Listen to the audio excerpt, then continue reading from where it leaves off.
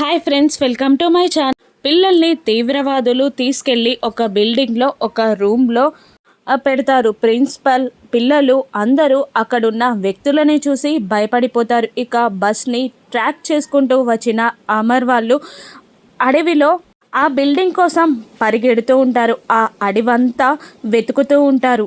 అమర్, బాగి, రాథోడ్ వాళ్ళతో పాటు కొంతమంది పోలీస్ ఆఫీసర్స్ కూడా పిల్లల ఉన్న బిల్డింగ్ కోసం వెతుకుతూ ఉంటారు. ఇక ఇంతలో పిల్లల బస్ వాళ్ళకి కనబడుతుంది.